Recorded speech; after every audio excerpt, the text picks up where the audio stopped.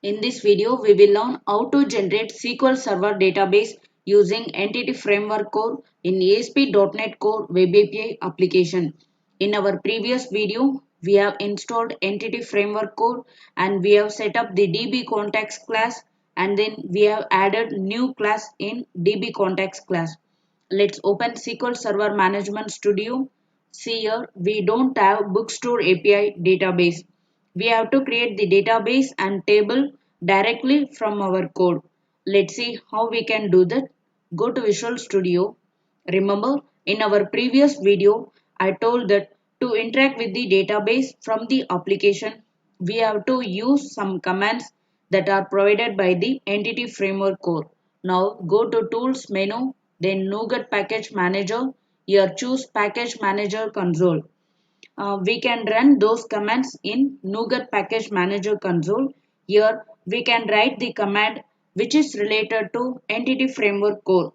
First, we have to add new migration in the database. So first command will be add migration, then space, then define the name of the migration like init, then press enter. See here in the Solution Explorer, we have new folder with the name migration. Inside this folder, we have two files. Let's open this file.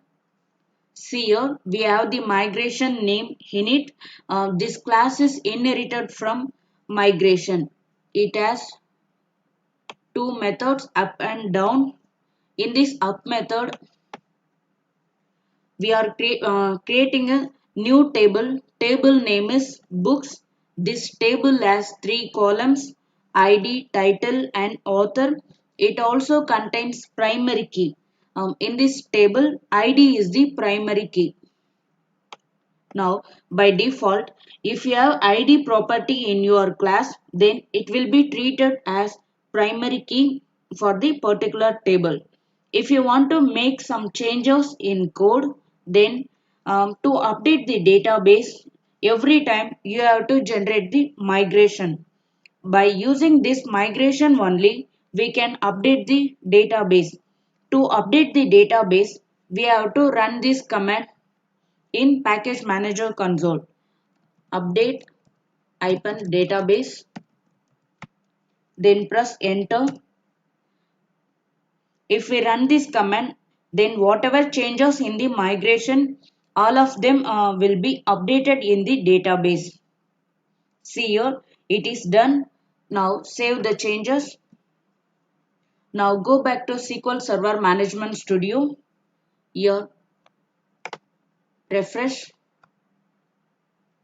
See here, we have Bookstore API DB database. So expand this.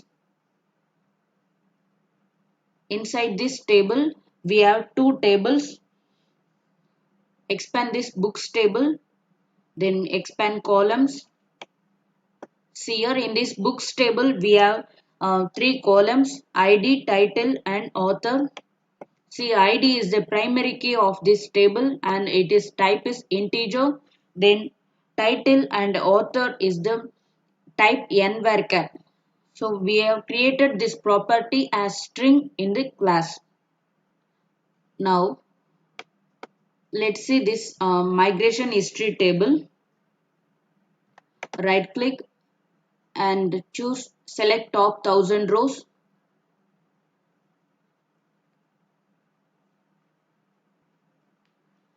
See here in the result window, this table has two columns: migration ID and product version. We can track the migration history with this table. Let's say in future we are adding one more table or class in our application, and then we are updating the database. Then there will be new entry in this migration table. In our next video, we will start to work with web APIs. Thanks for watching this video.